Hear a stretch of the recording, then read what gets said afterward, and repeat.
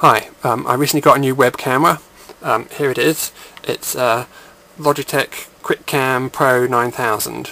And this is a brief going over of the camera just to let you know what I think of it.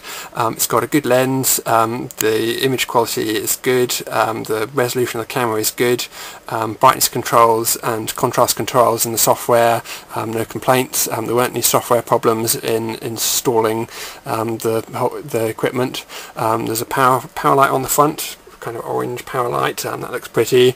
There's a manual shutter on the side of the camera.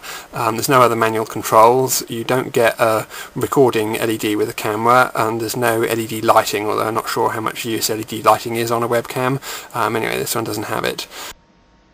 This is some footage to show the image quality of my new webcam, also to test the audio quality.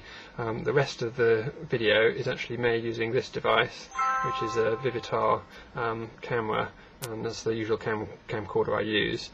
So this is the only section where you're actually seeing the image quality from the camera. Problems, generally not so many problems, but I had a few problems with the microphone popping when making reasonably loud noises too close to it. And the problems are worse than I expected. So problems with the microphone. There's options in the software to suppress background noise, but there's no sign of any noise cancellation. The software, when you minimise it, still takes up about 15% of the CPU load on my machine.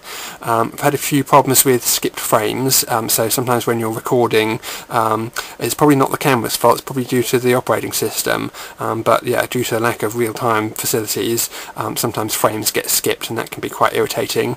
Also, I found the frame rate actually is affected by the CPU load on the host computer, so that doesn't seem very brilliant either. Again, it's not really the camera's fault, but it's a problem for me anyway. The camera's got autofocus. Autofocus I find almost completely useless on the camera.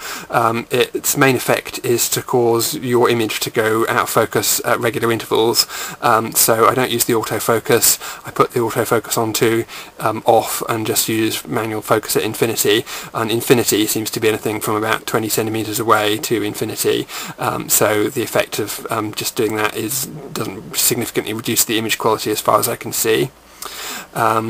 Here we're looking at high definition, which is actually 960 by 720. If you use that, then it reduces the frame rate when you're recording to 15 frames per second, which just seems unusable to me. But 640 by 480 works fine. That's better resolution than you've got on YouTube, so no real problems with the resolution. Software doesn't display the frame rate, which is a bit irritating, but apart from that, no serious problems with the software. And lastly, the thing I've got to show you is my gooseneck. Here, the camera, I've got it on a basically a microphone stand, and means you can move the camera around, you can point it in various different directions, you can point it at the screen, have a bit of video feedback maybe. Yeah, there you go. So yeah, I've experimented with video feedback. I'll have to show you a few still images of video feedback, but it's generally slow and not high resolution enough or fast enough frame rate to give you the full effect really. But anyway, that's my camera. I'm generally very pleased with it, so no complaints. Cost me about 40 quid on Amazon, so enjoy.